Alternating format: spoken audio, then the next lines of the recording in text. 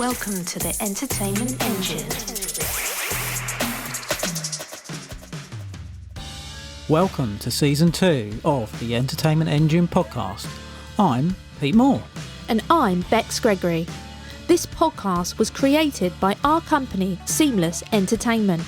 We're providing in-depth advice and information for creatives pursuing a career in the entertainment industry. It's a great passion of ours, and we're looking forward to sharing our knowledge with you all. Each week, we'll be bringing our listeners some great entertainment facts and news, mixed in with special guest interviews from seasoned professionals who share their insight and experience of the business. You can listen and subscribe to the podcast on all streaming platforms, so you never miss an episode. And what a bonus, it's totally free. And now it's time for us to introduce our next special guest on the show this week. We chat with Scott Page, who's an American musician, technologist and entrepreneur, known for his saxophone and rhythm guitar work with some of the most iconic bands, including Pink Floyd, Supertramp and Toto. Scott is currently CEO of Think EXP, a Los Angeles-based media company focused on the live immersive entertainment. Scott has led a number of ventures, including Walt Tucker Productions, an audio-video post-production company that produced projects for the likes of the Rolling Stones, Bon Jovi, Janet Jackson, Garth Brooks, and others.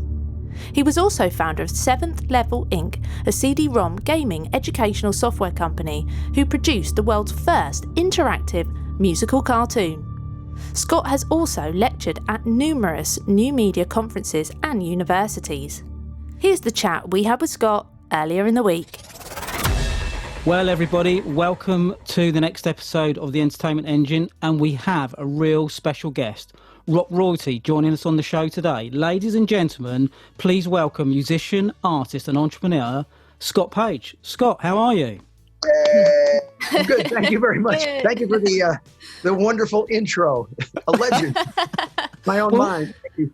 We wanted to think of something, obviously with your background and what you've done, we just thought, you know what, we just want to let's do a big intro today. That's really cool. Got to be done. Great. Well, I'm excited to be on your show. Eileen, our friend, told me all about it. And so, like I said, I'm very excited to be here with you guys. Thank you for having me on. Yeah. Well, we are as well, Scott, because I think it's just, just a real pleasure to have you on and just talk about your experiences and just learn more about, your journey, really. Definitely. Great. So to kick off, tell us a little bit more about, how you started, your early life and where you grew up. Oh, okay. Well, I actually grew up in a musical family. My father was a musician, and he was on a television show here in the United States called The Lawrence Welk Show. And it was a Sunday or a Saturday night special show that ran for years and years. It was one of the early variety shows. So I grew up around television.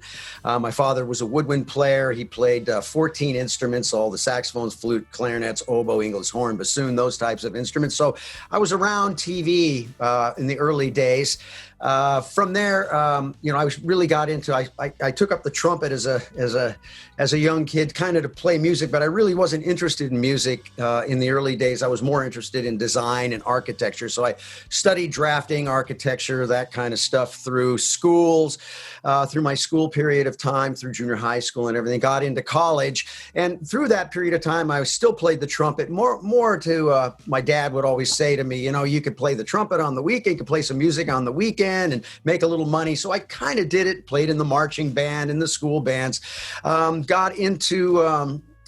later on got into college, and I got into this band as the second trumpet player called Rural Still Life. No, actually it was called Merciful Soul Band. And that was with David Page and Jeff Porcaro of Toto fame. So I grew up with the guys in Toto when I was a kid. And all of a sudden we were, as a second trumpet player in this band, it was kind of a Chicago blood, sweat and tears band.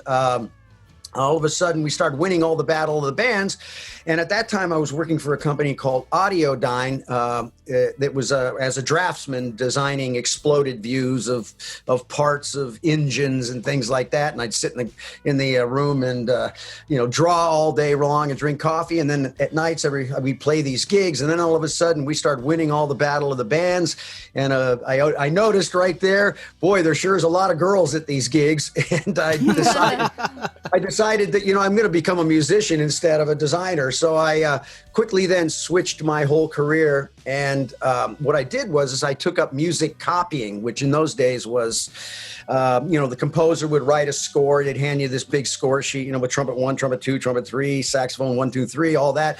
And then I'd have to hand copy each part out for the orchestra or the band, whatever it was, for the recording session. So I used my drafting skills to kind of get me through college being a music copyist, because my father always said to me, it's always good if you're going to be in the music business to be around the business. So I figured I'd take that aspect so I'd be around the different people and be in the business at the time.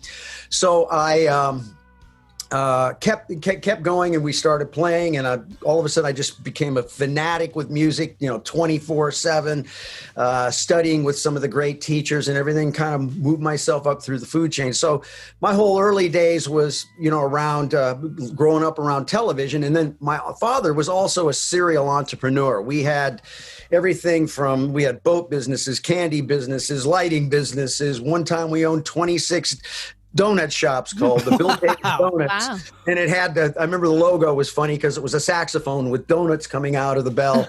So I was around entrepreneurship all the time. And from that, I believe that's where I kind of got my love of business and of music. So my career has really been around a combination of entertainment and business, and a combination of that, so that, I really love the combination of art as the art of making art and the art of business and bringing them together. And since then, my career has really been around, I'm in my fourth company right now. I took one company public called Seventh Level with my partners.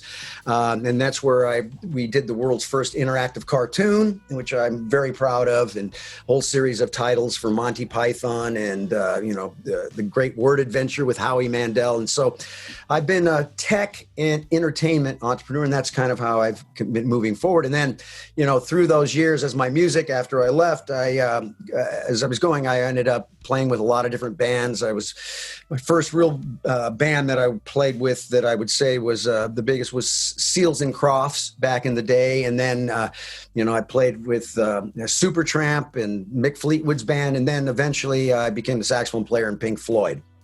And I played with them for quite a few years and did multiple albums. And so and then since then I've been starting companies. I'm in the middle of a new startup right now, and I'm having a blast. That's a quick, try to say it. I hope that was That's pretty amazing, really. Yeah. And I think just from a sort of observation from me, Scott, it's really encouraging that your dad encouraged you on both sides. You had the business background, and you also had the musical background, which I think is really, unique in itself, really.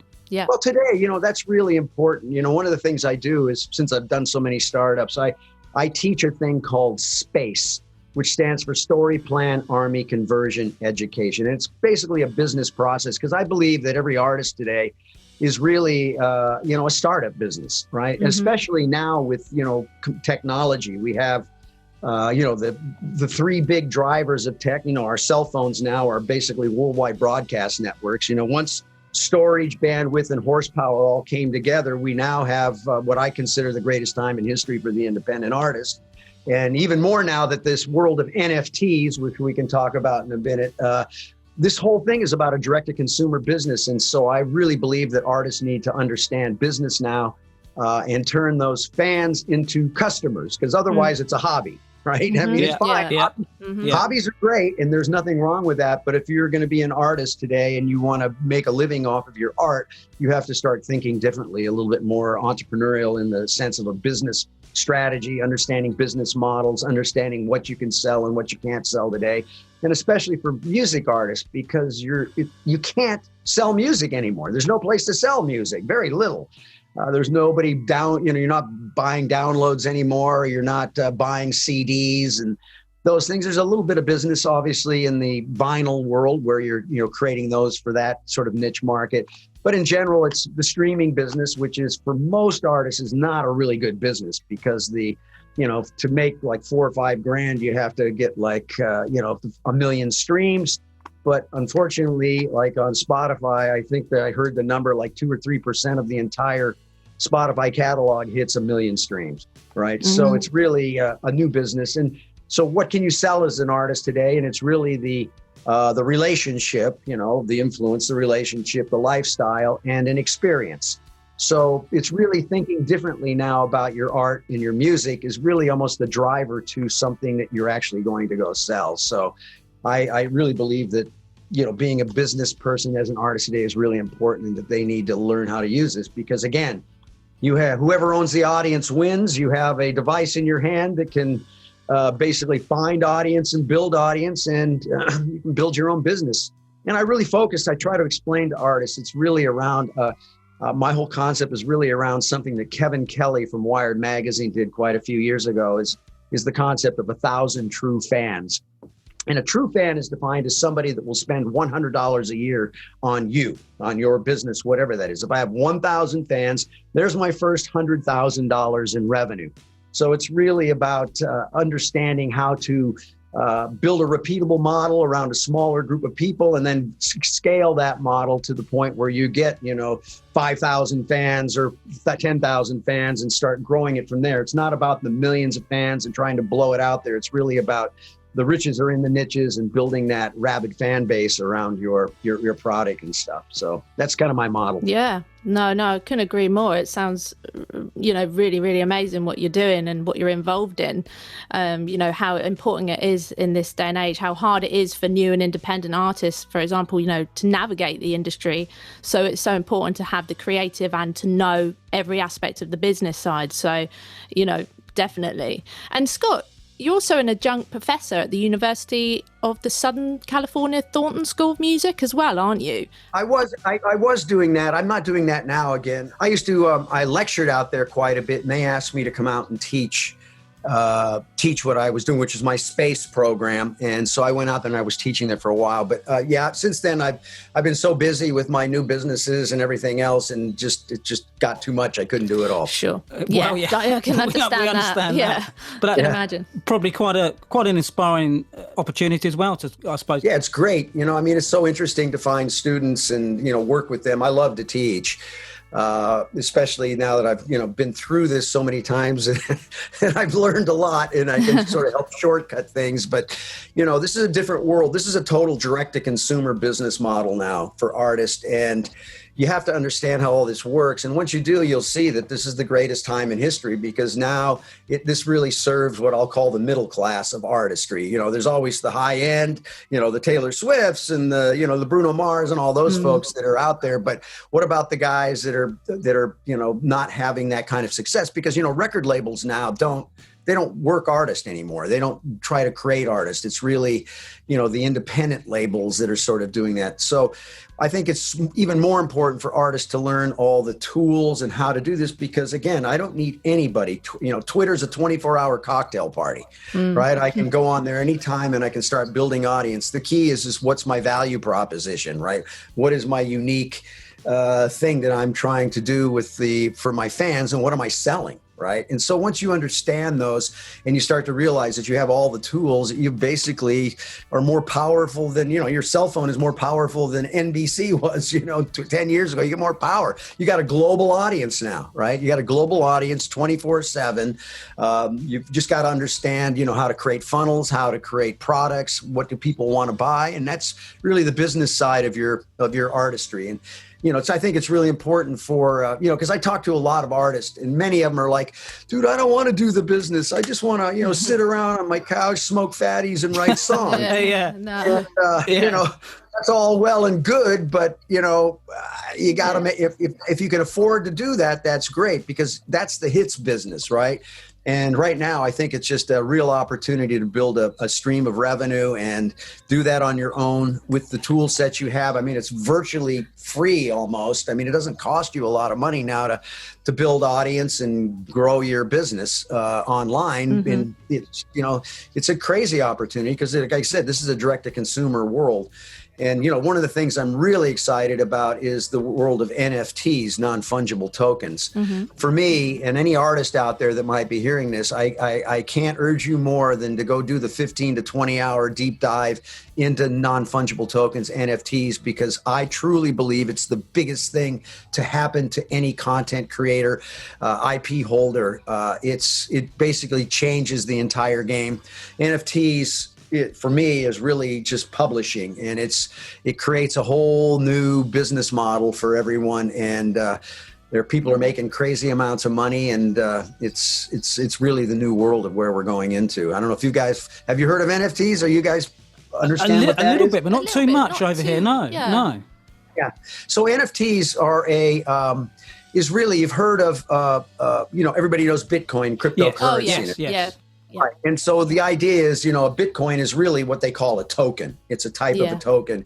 And the concept of fungible means that it's exchangeable. If I had, $1 and you had a dollar bill and I handed you my dollar bill, you gave me you gave me yours and I left, I'd still have a dollar, right? It's a fungible, it's a tradable thing. A non-fungible token means it's unique. So you're tying that item to the blockchain, which allows it to be a pointer to say that this digital asset or this thing is one of a kind. Yeah. And it allows to verify that and make that happen. So once that happens, all of a sudden everything has value, right? I mean, that is tied to that token. So I believe everything in the world is basically just about going to be tokenized, from food to paintings on the walls, to houses, to everything, because it's that authentication chain of title, and basically the rights are built into that. And what people don't realize is, publishing is really the game in this place, and it allows the artist to control their rights and their IP once it's created. Because once you create something and you NFT, you turn it into a fungible token, then it's licensing from that master contract. So all I can say is the world is shifting. Everything in the physical world is now moving into the digital world. Mm-hmm. And there's what people are calling the metaverse, right? And the metaverse is basically a virtual world that runs alongside the physical world. And I believe this is like the gold rush in this, because people are realizing that a one-of-a-kind ownership of even the digital asset of a physical asset has a lot of value in this new world that we're moving into. That's why you're seeing these crazy prices that people are paying for one-of-a-kind digital asset. I don't know if you saw the Beeple painting or paintings. It was basically he's an artist. He did 5,000 drawings over so many years. He combined them into one drawing, art. Yeah. He sold it for $69 million, right? Yeah. Wow. And people are saying, what do you mean a digital asset? How could that be worth $69 million? Well, people that are smart and understand the value of that, they own the rights now to publish and use that. They've built a strategy of a piece of art now that's worth $69 million, and they can now start delving that out as publishing. Because if people realize, if you own the Mona Lisa, the physical Mona Lisa, that's one thing. What would you rather have, the ownership of the Mona Lisa or the rights to do derivative works? Well, you could put the publishing, the Mona Lisa, whatever it's worth, you can add another zero to the value of owning the Mona Lisa rights to redistribute, publish, and all of those kind of stuff. Yeah. So NFTs for me is the most exciting thing out there. And we've launched a whole company around this, and we're getting ready to launch a whole series of really large IP that we'll be announcing here in the next couple of weeks. Oh, no, that's exciting. Yeah, that's really exciting, Scott. And I think sort of touching on a couple of things that you mentioned, I think some of the conversations over the years I've had with bands, and we just want to go into and get signed by a major label. So, well, they don't really care about you. Go and hone your craft, be good at what you do, put in killer performances, and build, like you just said, build your strategy, build your merchandising, build your touring around it. And I think it's a really good way to go, because I think going getting those million streams don't happen. Being in the top 2% doesn't happen. But like you've highlighted, I think with a young band now, they've got the power with a mobile phone and a computer and a laptop. At least they've got a massive head start on most people. And I think it's just a case of engaging their fans and doing it properly. Mm-hmm. Well, yeah, and it's really just understanding. You got to learn, right? I mean, that's why in my space model, story plan, army conversion, education, that's the key. If you're not getting educated every day on how to use Twitter for business, not just use Twitter or Facebook or Instagram, how to create the perfect Facebook ads, how that all works, because this is all, it's a whole new way of thinking, and then everything's moving into AI, how to build chatbot, use chatbots to grow your business. And, what is it? How do I mash things together to create unique properties. If I was a young band today, it's even the NFT world, you would say, yeah, there's all this famous IP that's going out. But as a new band, I would be putting out my record, everything. Like, say, if I did an EP and I had 5 songs, I would look for an artist to maybe work with to mash up an art piece for each of the 5 songs, do those as NFTs. And you might only put those out, say, I'm going to do, 1,000 of these at $100 or $50, but they become collectibles because what happens is it's the secondary market that happens. So people buy these. So if I'm a fan of this band and I think they're going to be the next U2, I now buy this NFT, which now has value because it's a one of a kind. And then over time, if that band grows, those assets go up in value. And so now I can sell it on the secondary market, because what's beautiful about NFTs, in those contracts, you can put a royalty stream. So I can put 10% on every time it's sold. Now, an example is an artist came out and he did, and I forget me on the exact numbers because I don't remember it exactly, so don't hold me, but he basically put up an art piece for $900 per NFT. He was going to sell as many as he could sell in 7 minutes in the auction. The auction went out and there was like, I think it was like 4,000 of them sold or something. But basically he did $400,000 in the first 7 minutes of the auction. But that went out, and over the next week or two, those $900 auctions, $900 assets got bid up to as much as $118,000. And as it was sold each time through the marketplace, he ended up with $3.5 million a week and a half later. Wow. So this idea of creating these one-of-a-kinds, these unique items is incredible. Now, the other things that's really exciting about NFTs for me, they're really experiences, because you can program into the smart contract, you can program these NFTs. So an example would be is you could create an NFT, and I heard this the other day, create an NFT that for your daughter when she's born, that when she becomes 13 years old, this NFT does something. Yeah.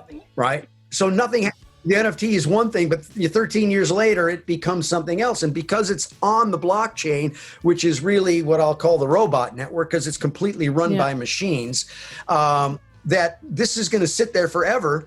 And on her 13th birthday, she could open up that NFT and, flowers can start coming out and all this stuff can start to happen that can be a unique thing. So for artists, the NFT world really becomes a very creative space.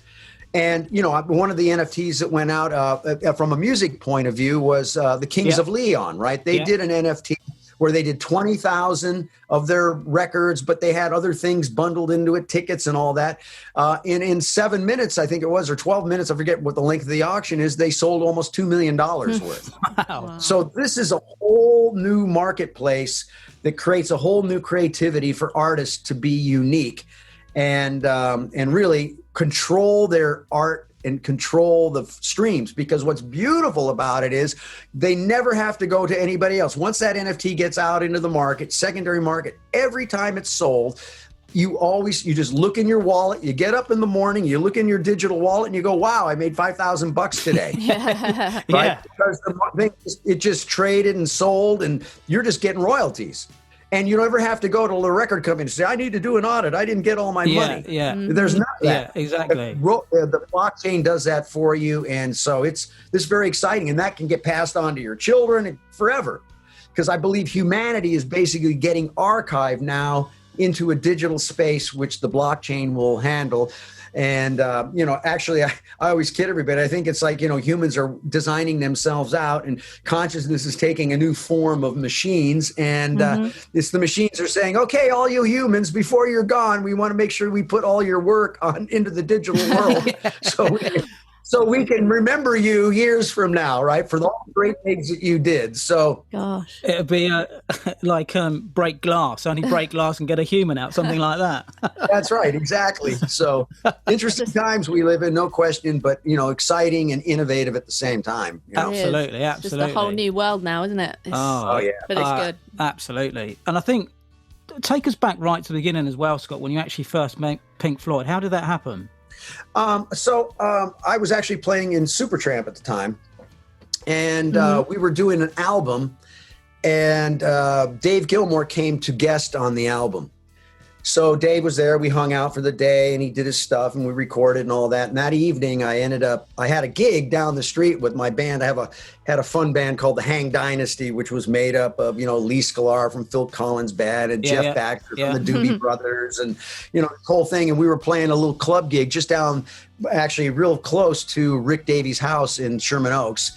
So Gilmour and them came over that. He came over that night afterwards, and after we recorded, and we all hung out and all that. And I had mentioned to him that I was doing this event next week, what I called the First Dance, where I had been working on this concept of merging sound and picture together, where we use zooming microphones and how we tied that to MIDI-based tripod system. The idea was to, when you zoom in on the guitar player, it's like, I always thought it'd be cool if people could know what it felt like to stand next to Dave Gilmour, right? So the idea is that audio would pick up the presence and the sound of what it was like to be right in that place. So I was experimenting with that, and I told Dave about this. And then it just happened to be that next week he came to my show where we took over Guitar Center, and I built out this thing. I had like a huge 35-piece band made up of guys from Supertramp and Toto and Tower of Power. It was a big kind of all-star thing where we shot this thing there for a private audience and did all this. Well, Dave came to that and kind of saw my whole thing. And a couple days later, I got a call, or the next day I got a call to go play on the Pink Floyd album, right? And so I went and I put some solos on the Momentary Lapse of Reason album. And the next thing you know, I get a call 2 days or 3 days later from Dave again saying, hey, we're, bringing the band back together to go out and do this thing. We're doing a tour here for 2 years. Would you be interested in coming to join the band? And I basically told Dave at that time, I said, let me think about it, right? And so I'll get back to you. Because here was the irony of the funny part of this is, truthfully, I knew nothing about Pink Floyd. I knew nothing about it. I mean, I knew of them, who they were, but I didn't know anything really of the history, because I was into, funk and R&B and Stevie Wonder and Junior Walker. Yeah. I was a saxophone player, right? That was my, and, I don't really look to that area to go look at my saxophone heroes and stuff in that sense. And we never really studied that kind of music. So I told Dave, let me think about it, because I just shot and put that whole project together that he came to the couple weeks before. So I called a couple friends of mine. I said, I got called a few weeks ago or a week ago or something, and I went and played on this Pink Floyd record. And they said, dude, you played on a Pink Floyd record? I said, yeah, I did. And then the guitar player, a guy named David Gilmour, called me up and said, hey, you want to come join the band and do this whole thing for this tour to go out? And they said, you're going to do it, right? And I said, well, I don't know. What's the deal? They said, dude, you have to do that gig, right? And so I'm like, oh, okay. So that night I went to Tower Records and I bought Pink Floyd records, came back and listened to it. And I said, oh, okay, I got it. It was cool and everything. And so I consulted with more of my friends. Everybody said, you have to do this. This is, one of the things. So ended up taking the gig, and now I was the happiest camper in the world. I can't believe I almost didn't do it. Wow. Oh, wow. Isn't that funny where one of your buddies has said, you've got to do the gig, Scott. You just got to do it. Yeah, he just told me, he said, dude, that's like, he couldn't believe I played on the record, right? Yeah. And I didn't even realize, when I went and did it, I didn't realize what a big deal it was. Wow. Exactly. It's crazy, isn't it? Yeah. I was just going to do a session. Exactly. Did, right? Right? So that was funny. And it was interesting. I made the record. They had a whole bunch of saxophone players play on it, but they ended up picking me. And so I was very, very thankful for that. And I'm so blessed to have had that opportunity to basically stand next to Dave Gilmour, and he's my music guru. I learned so much from him, mainly because he's the master of melody, right? He plays things that people you can't forget, right? The average person can hum along with. I mean, just imagine listening to Comfortably Numb without the guitar solo in the middle. Everybody knows that guitar solo. They hum it and sing it. And so I really realized from him this, stop playing so many notes and try to play melodies. So I really changed my whole style of playing because of him. Because mostly saxophone players and musicians, we're going ba ba da ba ba da. We're trying to be all showy and cool and all that stuff. And I just realized, la da da Just singing those melodies was the thing. So I owe him a lot. And again, I feel so blessed to have been a little piece of that whole legacy, right? I mean, it's an incredible brand. One of the most powerful brands in the world. We used to laugh because our tour pass we would call it the key to the universe, because you could go to a restaurant and they'd say, sorry, sir, you can't get in. It's sold out. You take your pass right this way. Right? It was like it had so much power. Wow. And the brand of that was so incredible. The fans around the world. I mean, we'd see people that would follow us. I'd get out of my hotel room in the south of France and there'd be 10 people standing there with their albums to be signed. And then I'm in Japan and those same 10 people are standing outside. And they would follow the band worldwide. And, I really learned to really appreciate the value of the power of what they've delivered globally. It's a piece of iconic music history, right? Oh, no. Completely. Absolutely. Oh, 100%, yeah. Scott. What was the creative sort of process like, Scott? Were you quite involved on even like the songwriting side and on that part? With Pink Floyd, when I went in there, they were doing the record, yeah. So the writing was done. I guess I wrote my solo. Yeah. I guess you can say that. I made up my solo on the record, but yeah, no, the record was done by the time I'd gotten there, and okay. I mainly played the solos on it. Yeah, precise. So you were sent like the music. No music. I just showed up at the studio and said, let's go, put the thing in record, and off you went. We made it up. We made it up on the spot, right? Jam session. My whole thing is, I like to go in and not have anybody tell me what the song is or whatever it is. And I say, don't give me any real instruction. Just point to me where you want to play and give me 3 or 4 tracks and let me just see what I make up. Because I really believe it happens in those first few takes. Yeah.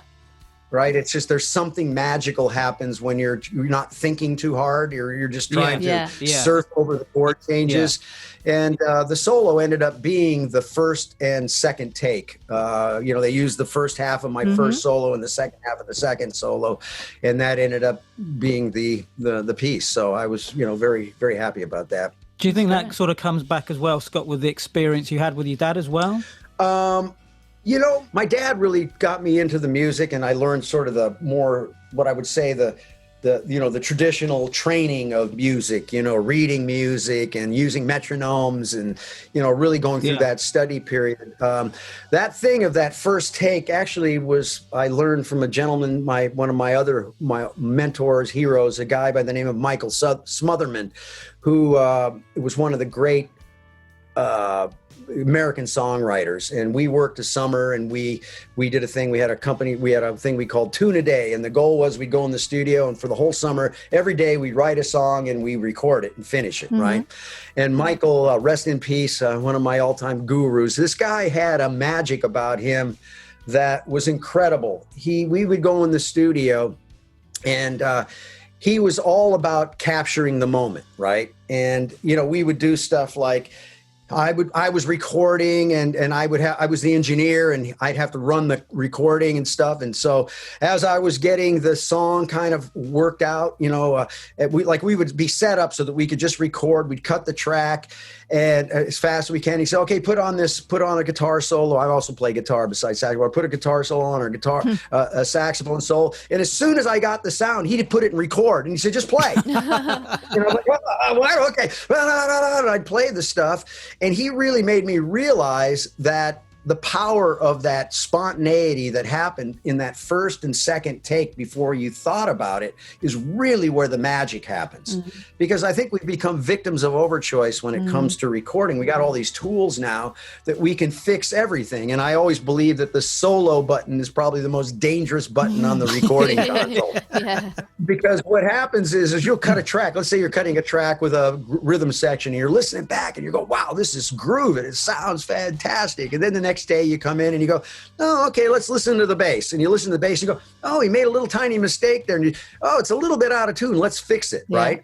And then let's say start recording over. And all of a sudden it may sound better sonically, but all that spontaneity, that piece that just happened between the players at the time gets mixed out.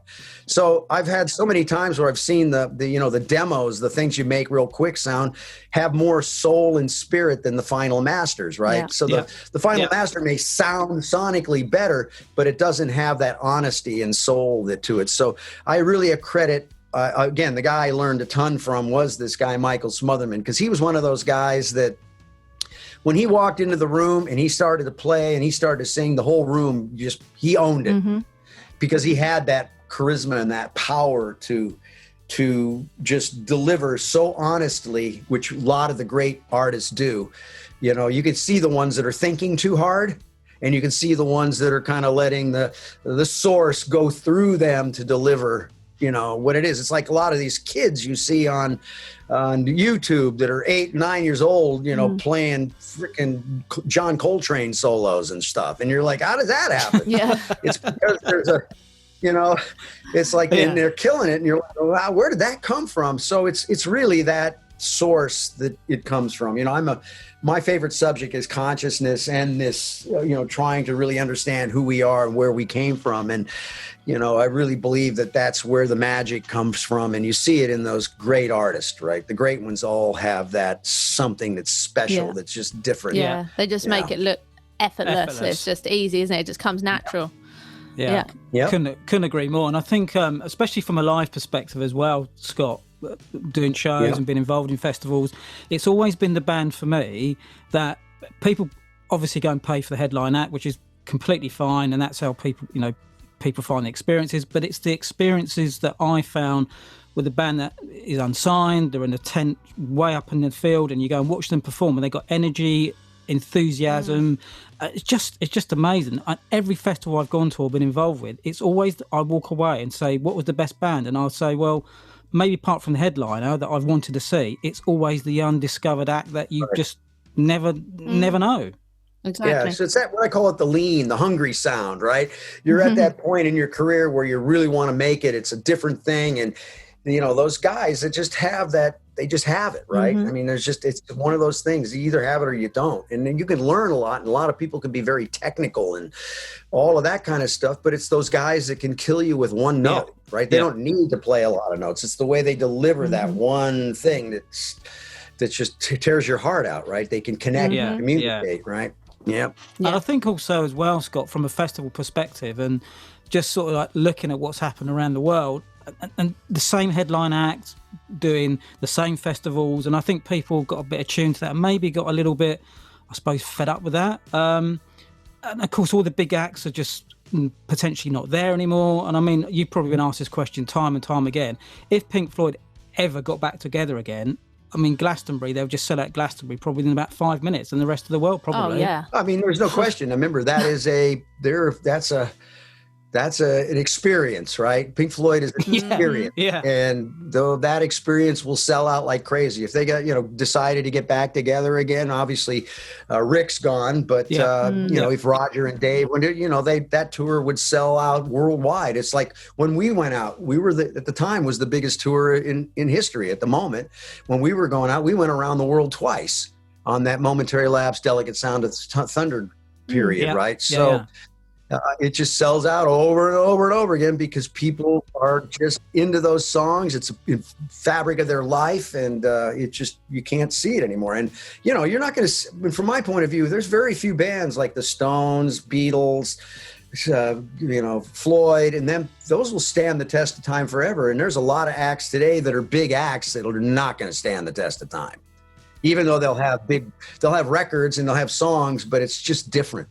Because I think what happened in those days is because of the way the process of recording, again, this non-victims of overchoice. I think we've become where you can fix everything, do everything. There's just something about the capturing a moment that connects in those records. You listen to those Led Zeppelin records, those will stand time forever. It passes down. And it's because you can feel people kind of thinking or not thinking or whatever it is. It's that honesty in the music that I think gets so much taken out today. And don't get me wrong, I'm a technologist and I love the ability to go fix stuff.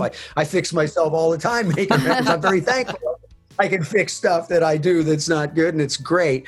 But I think that can be a little much now, right? It's at times. And I think a lot of these records, although they're great, they sound good and they'll be there, the artist, I think it's not going to be the same, right? It's just, I don't see it. Because There's just certain artists I just can't imagine people are going to really care about like they do the Beatles or Floyd or Zeppelin or, those kinds of bands. Yeah, no, I get what you mean. And this is an interesting one, actually, Scott. So with your work with Pink Floyd, Toto and Supertramp, do you think these acts in today's climate and the way it is, if they were launching in today's marketplace, do you think they could have the same success?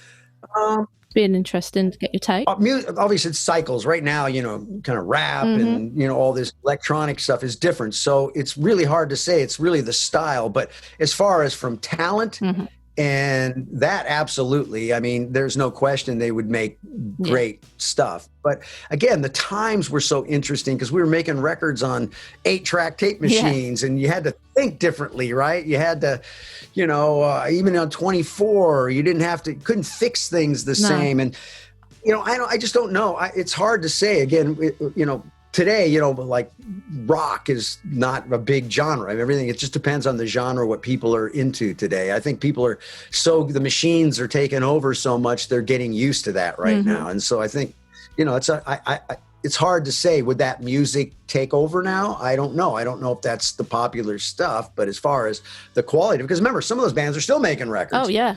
Right? They're still out there doing it, but it's not mainstream anymore. You're not hearing that on the radios. It's not the top streams and all that. But we're moving into what I'll call, it's really hives. The idea of groups. Yeah. That's why you're seeing all the platforms have group platforms, because people are merging, kind of migrating into like-minded groups of people, let alone the masses. And, back in the day, you got only what you heard on the radio. Yeah. Right. And that was played and then it was stuff. Now you're competing against everything. Right. And so it's really about building those niches. The riches are in the niches. And, I think just from a time for those bands trying to make it now, I think it would be different because it's so fragmented, the marketplace. Right. Yeah. No, absolutely. Yeah. And I think the way that everything's changed as well, Scott, the way that live is no top 40 like the same. No, right? Exactly. And streaming and who thought CDs would never be here anymore, or vinyl, or crazy, and the way also as well, it'd be interesting to get your take. Obviously, we're in the global pandemic, which is awful, and live has just been decimated, really. And we just had, funny enough, one of the festivals that we know very closely in the UK, were going to be the first festival to launch out of the pandemic. And they've had to cancel. So again, there's a lot of disappointed fans and a lot of disappointed bands that can't perform. So we just feel for the live sector at the moment, really. It's just awful. Yeah, I mean, it's a shame. Yeah, this is goofy. I mean, I don't, this is a subject I could get into for a long time, but this makes no sense to me. It makes no sense, not with the data that we have now and all what we've learned to lock us down like this. It's something else is going on here. It makes no sense for me.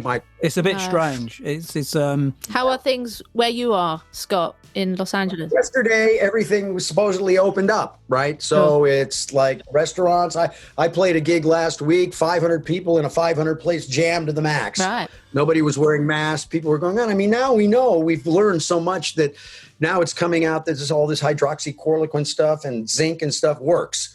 Right, even though they told us for a year it didn't, which is kind of interesting to me when a lot of people were saying it. But we now know we have ways to get around this. And there's just so much destruction that goes on with closing down society like this and businesses. And it's none of it's making any sense to me. And I don't understand why they're doing it. But California is rough because they have a pretty heavy lockdown sort of thing. But as of the other day, it's opened up. And so hopefully, things are going to start to get better. Everybody wants out, right? They want out. They can't take it. I think the music industry and live gigs are going to be on fire because of this lockdown. People are like, they want out. They want to get in front of people again. And, hopefully they're not going to come in and do some goofiness again and close us all down again. Hopefully not. I mean, with people being vaccinated more and more, hopefully, that's going to show an improvement, but then there's a lot of people that aren't having the vaccine. So this is the problem. Yeah. But see, I think there's so many cures now to help us through this. There's no need for the vaccine. That's what we've learned. I don't know if that's what we're learning now. I mean, everything's coming out now that for the last year we've heard has been kind of a little bit of not true. And that's coming out heavily right now. And there's really, from my point of view, there's really no need for that now. We know that there's things that can cure us, and they've known that now looking back at the CDC and what's really going on, the numbers they're putting up, it just makes no sense with the things that we can to help us through this. Now, I'm not saying any of it wasn't, the virus wasn't, deadly in that, but it really was, to certain people, it really meant a lot more. It had more problems. The vulnerable that had, already health issues and stuff, sure, they're going to have to be very careful. But, closing down society and all the businesses, unfortunately, I have musician friends I'm hearing living in the streets now because they lived off of clubs and things that have been shut down. So it's, it's trash society. It's not funny. I know. And that's not funny. Funny. We had, the one thing in the UK as well, Scott, maybe it's happened in the US, especially with the festival side, is that the UK government supported the film industry in the UK. So they actually put a stopgap for the insurance to basically say, okay, if anything goes wrong, then we'll provide the insurance gap. Hasn't happened yet in the UK for festivals. So a lot of festivals have been coming up to the point of, are we going? Is it going to happen? Is it not going to happen? Some maybe have shot the gun a little bit further, but effectively there's no stopgap. So a lot of the medium-sized festivals in the UK, sort of 5,000 to 15,000 people, just not going to happen because they haven't got the resources behind them to do this. So you're stopping a whole community and a whole resource of people losing their jobs, like you've just mentioned, and it's just not fair. No, and it, especially when you know that it's not that deadly. That's the point that we've learned now. It was deadly, but it wasn't as deadly that everybody's been making it out to be. Because if you look on a global side, the amount of people that died worldwide for the last year, if you could look at the statistics through the last 5 years, the numbers haven't really changed.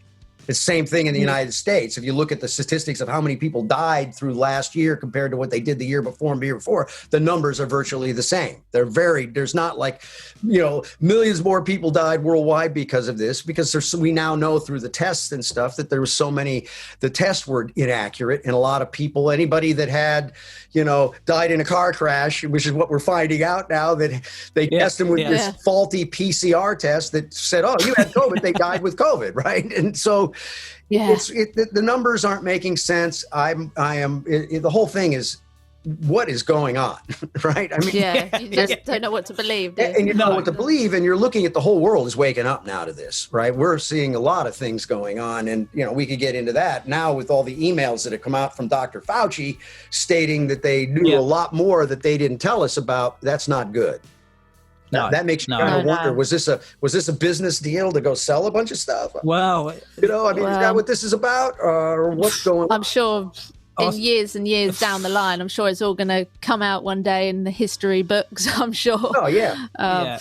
Who knows? I think so. And with there's so much in our country as well, Scott, with what's going on and people just getting fed up and not believing. Big time. Just fed up with it. They're just fed up with it. Because the data doesn't make any sense. The numbers don't lie. The data's not lying. The real data is saying this isn't as bad as they said. There was no need to close down our world like this. And you just kind of wonder why.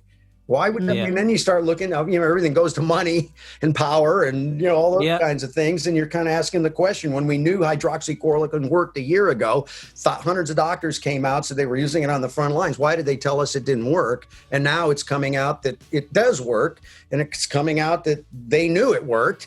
And why would they not give us this? Why did they do this to us, right? And so you start to wonder, is there something more crazy going on? But the people are standing up. Again, you can look in our own state, right? You look at Florida, who opened up early, and everybody said, "Oh, it's going to break out, all this stuff." Yeah. Well, they're doing great. They didn't have any difference, and now they know all this stuff with the mask had zero change in the amount of stuff. So why do they have us wear masks and double mask when even Fauci in his email said that masks don't work? So why did they come out on television and tell us they worked? I know. It's like, really, something's weird here. And I think more people are starting to go, this is not making any sense. And people are starting to stand up. And again, I have friends that lost their businesses, their life savings, everything in this. And it's very sad. It is very sad. And I think, obviously, with the transition of America and what's happened with your president, how do you feel Mr. Biden's doing at the moment, Scott? Well, if you look at the data, not so good. Not so good. Our borders are like wide open. Yeah. Taxes are going up like crazy. They're getting ready to print trillions of dollars, which is going to devalue the dollar. Gas prices, inflation is out of this world. He's doing a horrible job. I'm sorry. And I'm not, this isn't a right left thing. This is just like, this is bad policies. I mean, it's like, I don't understand why they're doing it. It's making no sense what's going on, right? It's really funny because one of our sort of correspondents over here was covering the G7 summit in Cornwall in England. And as they sort of panned the camera around, all the big leaders from around the world were having a barbecue or something down on the beach. And the correspondent turned around and said, there's no social distancing there. So is there one rule for one and another one for everyone else? Yeah. Well, that's it. We caught all these people over here that are telling us the rules. We catch them for a different thing. And that's all recorded, right? It's all there. So, it's really crazy. And this whole thing about trying to kill our gas and oil and all that, it's like so funny because people don't realize your stretched jeans are made from gas and oil and energy, right? Everything we do has to do with the oil and gas industry, right? It's like such a, why are they, it's crazy. Again, you got to go, it has to be dollars. It has to be money and stuff. And there's no other reason for, killing us. We were, our country was finally getting gas and oil dependent. We were energy independent, being able to control our thing. And now he's changed all that again. And you're kind of going, why? You're seeing our gas prices go through the roof, and this whole idea of attacking this industry and making it hard for them to work. And you're like, wait a minute, why are you doing that? This is the people that get hurt the most are the people that need the lower prices, and they need all these things. And so this is a weird time. There's no question. But I will say, inside of all of this, again, I'm always looking for the upside of down. There's incredible opportunities too, for those that are looking at the opportunities, right? And because now with this whole thing, there's so many new problems that need to be solved because of what's happened, that it's made this incredible opportunity for entrepreneurs to look for new ways to create new businesses to solve a ton of these problems, right? So no, absolutely. No, couldn't agree more. I think we've done quite well on that, actually. And yeah. This other point I wanted to ask you as well, Scott. You also led many ventures, including Walt Tucker Productions, an audio-video production company. Did projects with the Rolling Stones, Bon Jovi, Janet Jackson. Yeah. How did all that come about? Well, I had a facility called Walt Tucker, which was named after my two heroes, Walt Disney and Preston Tucker. Because I love their entrepreneurial spirit, and and I'm a crazy entrepreneur. I'm always been making stuff. Like I said, I'm on my fourth company, and I had built this company that had we had an audio video post-production facility and a whole graphics merchandise. I was kind of merging trying to build an entertainment kind of a one-stop kind of shop, recording, merchandise, all of those pieces, marketing and everything at the time. And so we started my facility, which was incredible. I hooked up with a company called The Company, which was doing a lot of the music video, where we partnered up. And so we were working together on all of those projects. We were doing all the audio video post-production, and we had an audio video post truck there. And so we were basically building all those, doing a lot of that stuff, because we had my partner was Wayne Isham, who was one of the big music directors, did kind of the very first music videos. They won the Lifetime Achievement Award, him and my friend Kurt Marvis, the producer.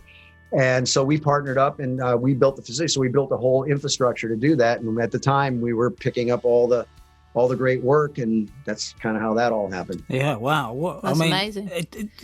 Just from a vision to actually doing that, it's pretty impressive, really. Oh, yeah. Well, thanks very much. And what was exciting about that really got me into technology and getting into the CD-ROM world, seeing that happen. And that's where it really got exciting. And I turned Walt Tucker, became Seventh Level, which was the company we took public. And I'm very proud of co-producing and directing along with a gentleman by the name of Richard Merrick, who was an incredible I'd call him a genius technologist, but also a musician. And we together, along with my other partners, Bob Ezrin, who produced all the Pink Floyd, The Wall, and all that, who was my business partner in this company. We went off and started producing all these first early CD-ROMs. And like I said, we did Toonland, which was starred Howie Mandel, which was the first interactive cartoon, and basically sold 11 million units of that. That was a huge thing for the company. And then we did a whole series of other Howie Mandel titles, The Great Word Adventure, The Great Reading Adventure on the education space. And then we did the game stuff. And then we did all the Monty, I produced and co-produced along with these guys, all the Monty Python products. So we did. Right. Yeah. So you're a fan of John Cleese then? Yeah, I'm a fan of all those guys. You know, I got to work with Eric Idle a lot. Yeah, he lives. Oh wow. He lives not too far from me, and so we worked with them. You know, I got to build out Python Line. And we relaunched Python Line and all that. So I worked with those guys for close to almost 18 years, you know, through the years, or, you know, at least, almost 15, 17 years, you know. So I love the Pythons, and that was always an exciting thing working with them. And we had a series of hits. You know, we did The Complete Waste of Time, which was #1, The Search of the Holy Grail, you know, interactive games. So we basically took Python and made them interactive, right? And did all that. And that was a really, really fun time. Wow. Yeah, I mean, and on both sides as well, Scott, what have you most enjoyed doing? Actually performing or creating companies? You know, for me, it's a combination. You know, I mean, obviously playing, you know, through the years, I got to play with some of the best musicians and some of the greatest bands, and that was always fun. But, you know, I always was trying to look at entrepreneurship. And, you know, even when I was out with you know, Floyd, we didn't have cell phones and stuff back then. And, you know, I worked out a deal where I could use the production office because I had my company back in Los Angeles so that I could make calls every day back and forth to kind of try to run the business from being out on the road. So I've always been in that space of trying to figure out how to do that. So to me, it's art. It's just art, and the art of making the creativity part and the art of making the business run are the same.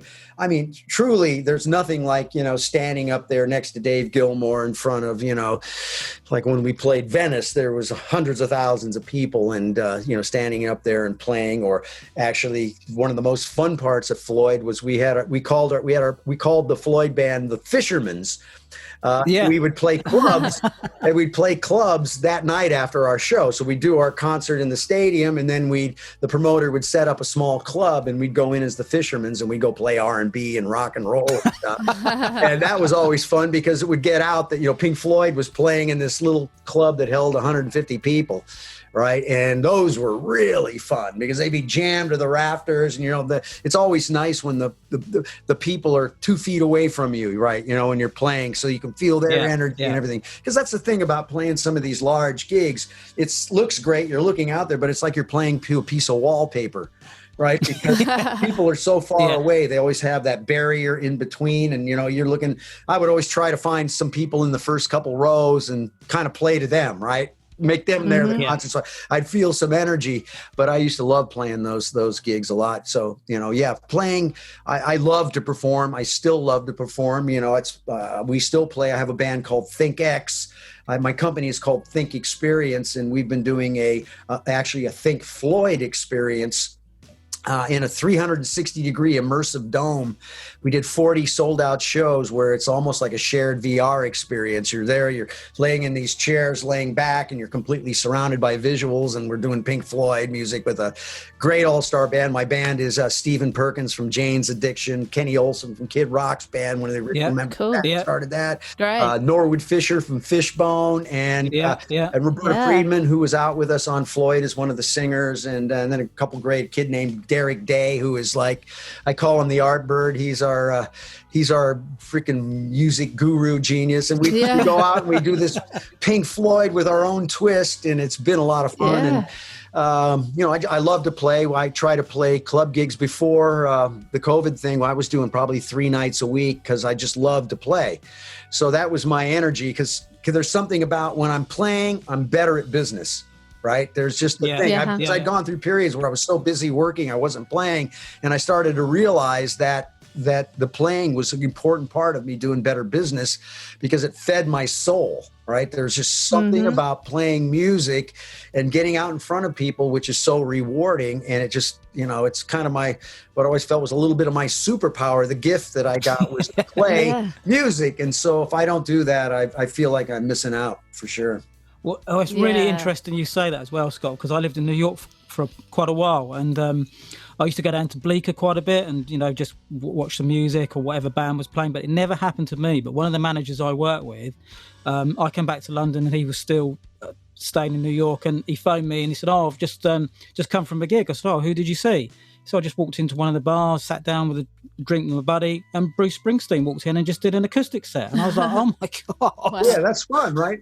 So that's what we do. Our little Think X, we go play little clubs and stuff, and people go, wow, cool. They fill up and we have a lot of fun, right? So, and we play all kinds of stuff. We don't just play, but the Pink Floyd thing was a special thing for this dome that we were doing. Yeah. But, we play all kinds of different things. But it's just a way to get out there and make a lot of noise and get to interact with the people, the fans, the folks. And, I love people and I love to hang out with them. And it's just, the life is a joy. I'm a big, like I said, consciousness is my favorite subject. And I've learned now that, the most important thing in life is this moment, because it's the only thing that's real. Because think about it.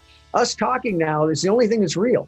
5 minutes ago is a complete mental thought. Yeah. It's not real anymore. Yeah. 5 minutes from now, I don't know what's going to happen. I can't do that. Exactly. So, all I know is this step that I'm taking right now is the most important step. And so I try to live my life where I'm constantly in check with where I am at this moment, what's going on, and what am I feeling? How do I feel, right?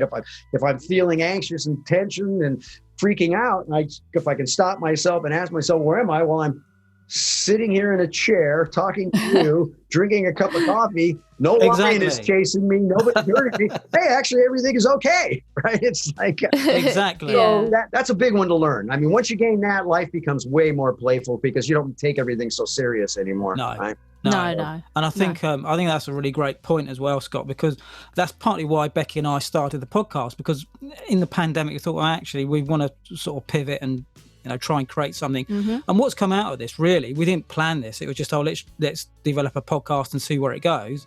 And the one thing that we're really grateful for is yourself coming on, Eileen coming on. We've had some wonderful guests, but we feel now we're documenting part of people's history. And I think that's really a really nice thing to do. Yeah. Because everyone has a great story to share, and there's things that people don't realise, your background fully, and just get to know people. And I think it's on a personal level, and it just works really well, doesn't it? Yeah, and I think with our audience as well, Scott, we sort of just put it out there and we thought, well, we'll just see what happens. And we've had some really positive feedback, and we've got people in Australia, in the States, and just in India coming back saying they've constantly WhatsApp me and Becky saying, "Oh, just listen to the episode. It's really good." And we say, "Well, don't lie. Don't lie to us. Tell us what you really think." And every time they've come back and said, "You have such great guests that we didn't know they did that." So I think it's a driving thing for us to think, well, actually, we're documenting some information that hopefully can be around for a long time, and somebody will get to listen to this podcast with Pete, Becky, and Scott and go, well, that was good. It's cool. It's great. We get to do this. You're right. We get to archive it, and you should consider getting into NFTs, and every show should be NFT. You should definitely look at that, right? And then it's really publishing, and it's a way to manage and control that, because it's your show. You did this thing, and you should put it on. Plus, when it goes on the blockchain, it's going to be there for humanity, and it's a great thing. Yeah. So, and it's all protected. Yeah, it's all protected. Exactly. Yeah, yeah. No, absolutely. And I think talking about rights and IP as well, Scott, with you doing what you're doing with your show, is it difficult for you to get the rights for Floyd, or is that not too difficult area to sort of manage? Oh, it depends. There's licensing, again, if you're playing it live and it's in a club, there's a license that the club pays, right? It's a blanketed favored nations types of license. Clearly, if I'm going to do a show and I'm going to reproduce that show and there's some sync and stuff, then you have to get a sync license. So it just depends on what you're doing with it, right? With the license. Yeah. So again, we were getting ready to do a big show that before the COVID thing, where we're kind of mashing together some different IP and, going out, and part of that IP was Floyd. So we would have to go through that. And that's a much different kind of license. If you're going to be playing it on a night-to-night basis in a place and you want to redistribute it and do your derivative works, then you've got to pay. That's a whole nother game. So it really depends. Yeah, it can be very difficult, or it can be as easy, just depending on what it is you're trying to do, what you're doing, right? Yeah. And with the new venture that you're doing, Scott, are you looking to take it sort of globally, like to other territories as well with the show? Think as an immersive entertainment company.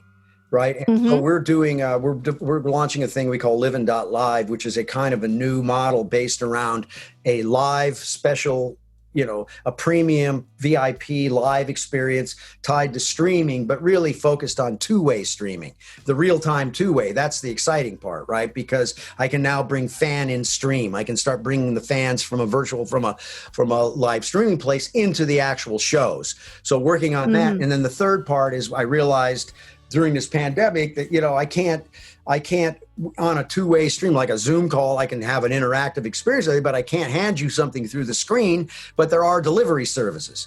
So I can deliver you something prior to my show. So we've built a whole business model around a delivered box that ties to a live event that's a special thing with premium services, which we're getting ready to launch coming up here, which is a hybrid of a live event, a streaming participation, and fan in stream specific premium pricing, and then the overall kind of stuff, and then this whole box experience that allows you to invite your friends over and have an experience that night, because I think live events are great. And now with this two-way bringing fan into stream, and now there's all types of new things that are opening up in the metaverse with in virtual worlds and things. So I think we're at a very interesting time for new business models, and that's the space I'm focused on.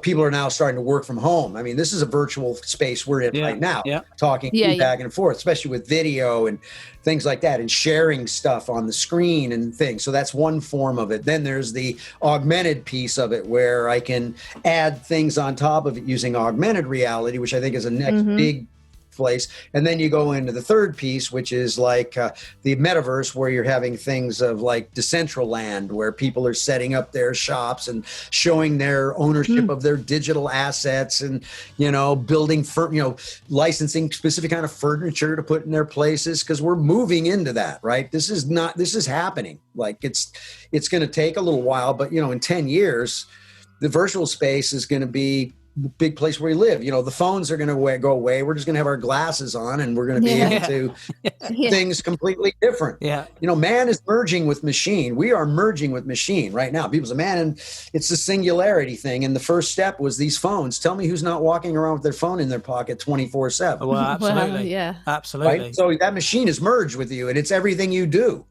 It's connected to you. It's your banking. It's your stuff. It's your entertainment. It's your thing, right? And now they're experimenting with chips being put into humans, and now they got glasses that are connecting. And the horsepower of these chips is getting more powerful, and storage is getting so cheap, and bandwidth is increasing so real time. So we're moving into this whole new world, right? So it's really quite interesting as well, Scott, because when people say you go and buy a new mobile phone and you got GPS on, they say, well, it's just you put your GPS on because it's good for you to know where you are. No, it's because you're keeping an eye on where I am, basically. So there are good and bad points about it. No question. With you, no question. It's good. It's really about the humans controlling it. And that's why I'm a little concerned about what's going on worldwide right now. Whoever's controlling all this information isn't being truthful with the people, and that makes me a little nervous. It does. It is really quite interesting. I had a friend a long time ago I did quite a lot of shows with, and his wife worked for a big medical company, and one of the drug companies actually, and this is 15, 20 years ago, and I would sort of ask her questions about what she's up to, and she said, Pete, I can't tell you. I said, what do you mean? I'm only having a conversation. She said, I've signed an NDA for life. Right. And that's basically, I can't talk to you about anything. So it sort of opened my world up to what was actually, going on. Yeah, no question. I mean, there's a lot going on. But if you're really paying attention, you're seeing a massive global group of people standing up now and saying no more. And I think that's the exciting time. I think the planet's waking up, and I think people are waking up, and the masses are now starting to see that that so many of these corporate conglomerates, the media networks, all that stuff is a little out of control here and not being truthful with the people, because it's all coming out. And I think we're going to see a mass change in a lot of this stuff, and especially here in the United States. There's a lot coming out now on a daily basis that is making people rise up and saying, what's happening here? Who's controlling these algorithms that are basically telling people what to do? And I suggest everybody, if you've not seen Social Dilemma, There's a movie out called Social Dilemma. Everybody should see this, especially if you have kids growing up. You should understand what they're doing and what's going on and how these machines work and how these networks work. Very critical, because it can be very detrimental to people's health because of just, using behavioral science and things. And I think the children need to understand what they're doing when they're clicking on things and watching things and posting things. And it's very important that they understand, because there's no question there's some very dark things that are going on in this space that people can understand how to control it. And I think we're starting to see people stand up, say no more. So everybody, Social Dilemma, please go watch that. It's probably one of the most ever seen. Have you guys seen it? Have you watched it? No, I haven't seen it. No. That's your homework tonight. Okay. That's what we're going to do. Go watch that and tell people. I'm telling you, it's a very, this is not one that you have to watch it. You have to watch it. Okay. I think that's what we've got to do. That's what we've got to do. Definitely. It's very important. Definitely. Very important. Don't forget, the only moment that's real is the one you're listening right now. If you're listening to this podcast, while you're listening, that's it. The most important thing you can do is learn not to be taken over by your egoic mind that will make you crazy. Thoughts aren't real. The only thing is real is this. Once you figure that out, your life will change. All right, everybody. I'll see you. Thanks so much, Scott. This was a blast, and I love talking to you folks, and thank you very much for having me on your show. And now it's that time again this week. It's over to Bex for the question of the day. So here is this week's question. Michael Jackson debuted his trademark moonwalk during which song in 1983? If you think you know the answer, then please get in touch with us. You can do this by sending in your answer via voice message right from your phone for free. And this can be done via www.anchor.fm/entertainment engine by clicking on the message button, or you can email us your answer to podcast@seamlessentertainment.co.uk for a chance to be featured on our show. Well, that's all for today's episode of The Entertainment Engine. And thanks for listening. Join us again next week for more great guest interviews from the world of entertainment. Plus, we will have our question of the day and music and movie facts for our listeners. It would be great to have your feedback on the show, so please drop us a message at any time. We would love to hear from you. So make sure you subscribe to the podcast on your favourite podcast platforms so you never miss an episode. Thanks for listening to the show, and remember to all stay safe. The Entertainment Engine.